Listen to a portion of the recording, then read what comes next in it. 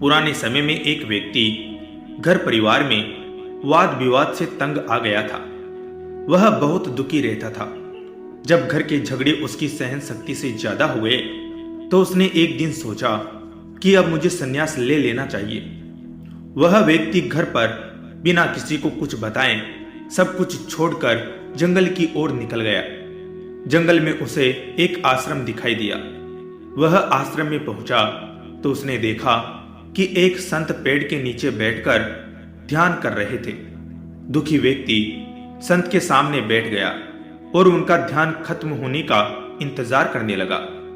जब संत का ध्यान पूरा हुआ और उन्होंने आंखें खोली तो व्यक्ति ने संत से कहा कि गुरुदेव, मुझे अपना शिष्य बना लीजिए। मैं सब कुछ छोड़कर भगवान की भक्ति करने आया हूं। मुझे भी सन्यासी बनना है। संत ने उससे पूछा कि तुम अपने घर में किसी से प्रेम करते हो? व्यक्ति ने कहा, नहीं, मैं अपने परिवार में किसी से प्रेम नहीं करता।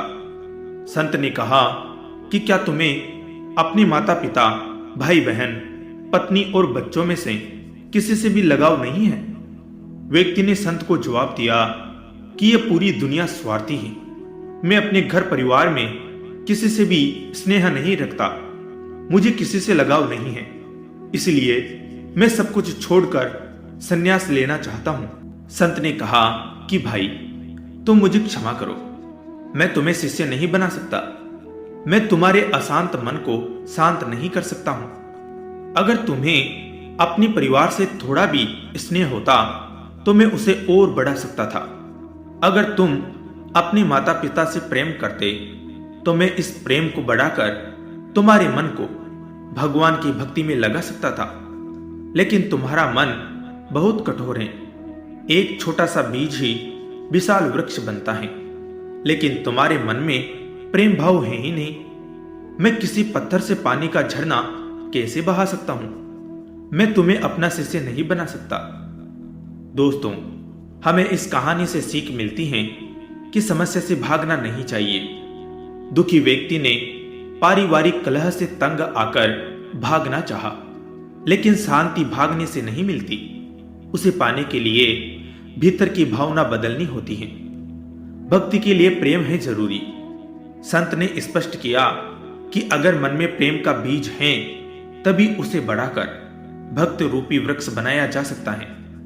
प्रेम के बिना भक्ति नहीं की जा सकती है। रिश्ते में प्रेम बनाए रखे।